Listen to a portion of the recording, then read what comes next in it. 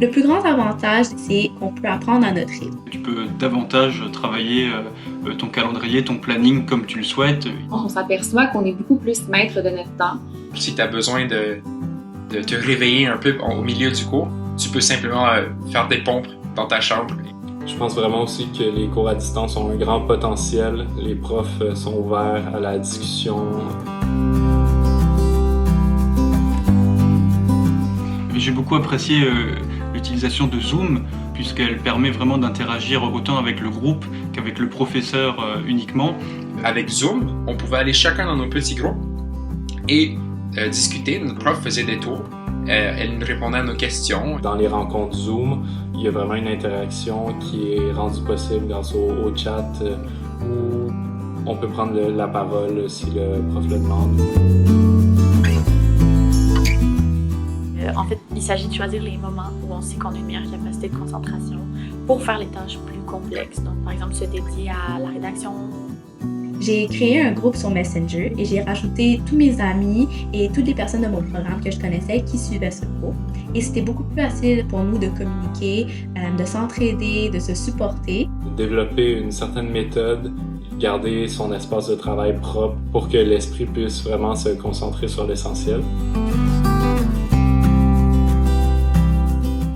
Donc, j'étais vraiment stressée pour les examens finaux, étant donné que j'ai que des cours de maths, je peux pas taper mes réponses. Les professeurs se sont adaptés et ils ont rajouté 20 à 30 minutes après chaque examen pour nous donner le temps de soumettre le document. Ce que moi j'aimais bien faire, la conférence du cours dans un coin de mon ordinateur et dans l'autre côté, ma traduction. Comme ça, je pouvais suivre. En même temps que notre prof nous montrait sa traduction, j'avais la mienne à côté. Ça nous permettait de travailler vraiment efficacement comme ça. Étonnamment, je suis encore plus en contact avec ma directrice de recherche qu'avant.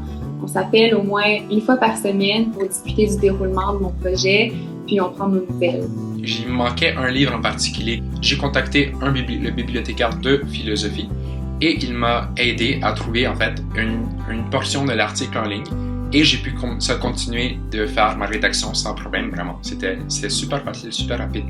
Il y a même des profs qui ont proposé des films ou du contenu en podcast. Puis ça ajoute beaucoup à l'expérience.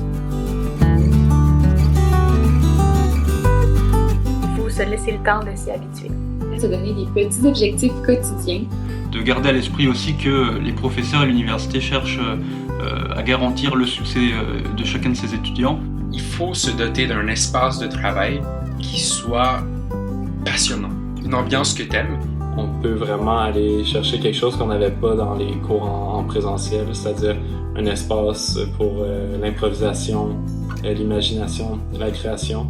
Si on a des questions, des suggestions ou des inquiétudes, il ne faut vraiment pas s'inquiéter, les professeurs sont là pour nous.